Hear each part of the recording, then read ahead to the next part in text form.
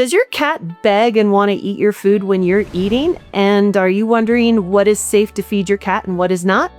Well, I'm here to tell you about 10 human foods that are not safe to feed cats, ever. Number 1 is raw fish.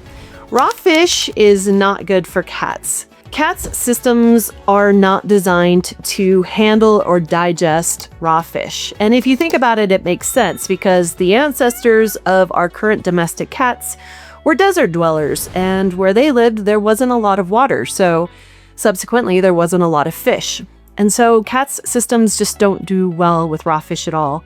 If you feed raw fish to cats, it can cause a thiamine deficiency, which can result in big medical problems for your cat. In addition, raw fish carries other hazards such as bones, which can be choking hazards or irritate the intestinal tract. Also, they can be contaminated with bacteria or parasites. And also some fish like tuna or mackerel, if consumed in high quantities for any mammal actually, can result in mercury poisoning. So stay away from raw fish. Number 2, garlic, onions, leeks, anything in the Allium family. These plants cause big problems for cats because they result in destruction of red blood cells, which leads to a low red blood cell count. That's called anemia, and that can make your cat very sick. So don't feed your cat any onions, garlic, leeks, and that includes anything that has onion powder or garlic powder in it as well. Number 3, grapes and raisins. Grapes and raisins can cause kidney failure in cats. They are a big no-no. Now, most cats don't prefer sweet things, so this tends to be less of a problem in cats than it is in dogs, which it also causes problems in dogs, so don't feed it grapes or raisins to dogs either. But if you are eating grapes or raisins, never feed them to your cat because it can severely damage their kidneys. Number 4, alcohol. Now this one might seem obvious, but some cats out there are just attracted to whatever you are consuming.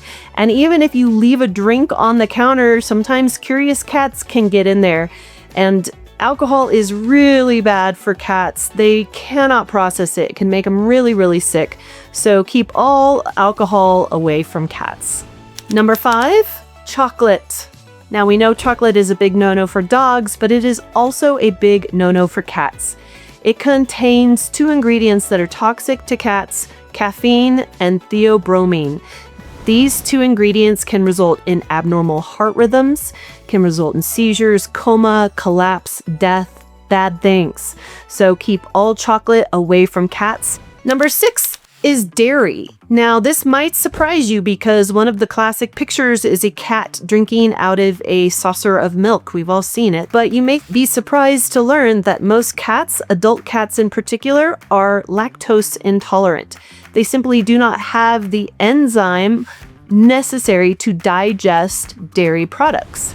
So this includes things like yogurt, any dairy, any whipped cream, really anything that's dairy can result in stomach upset, loose stool, diarrhea, excessive gas, vomiting, you name it. So just keep dairy away from your cats. Number 7 is any caffeinated beverages.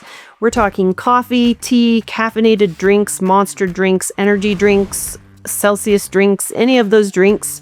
Not good for cats. Again, caffeine is super toxic to cats, can result in seizures and abnormal heart rhythms, and if enough consumed, it can be lethal. So a lot of those cats are curious and they'll want to taste your drinks, but keep all caffeinated beverages away. Then number 8, human food that you should not be feeding to cats are salty snacks. Salty snacks, chips, popcorn, anything that's got a lot of salt in it. When cats consume excessive amounts of salt, it can lead to dehydration. It can cause excessive thirst and subsequently excessive urination. And if they eat too much, it can actually cause signs of salt toxicity, which can be lethal if it's not treated.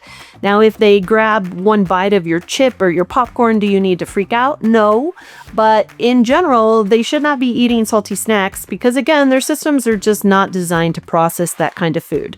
So if you're consuming salty snacks, keep them away from your cats. The number 9 food that you should not feed to cats are nuts. Now, all nuts are not created equal, but in general, all nuts have high levels of fat. And high levels of fat are just not good for your cats. It can lead to excessive weight gain, and in some sensitive cats, it can cause pancreatitis, which is inflammation of an internal organ called the pancreas, and it can be lethal, it can be really painful, and it can be really expensive.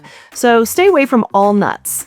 In particular, macadamia nuts are toxic to cats, and some walnuts that have been contaminated with any type of mold or anything like that, especially black walnuts, are super dangerous for cats. So be on the safe side and do not feed nuts to your cats. Number 10, human medicine. Now, I know it's technically not a food, but it's something that we eat.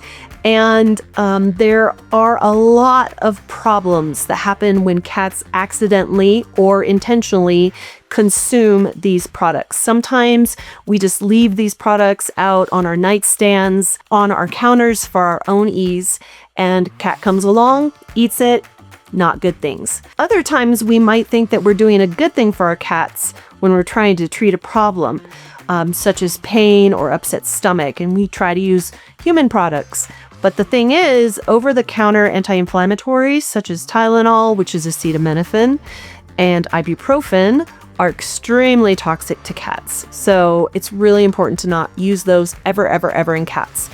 And as far as the stomach upset things go, like antacids or Pepto-Bismol or things like that, sometimes they are used in cats, but they should only be used under the direct supervision of a licensed veterinarian who knows how to dose them safely to cats. Remember, cat systems are different than human systems.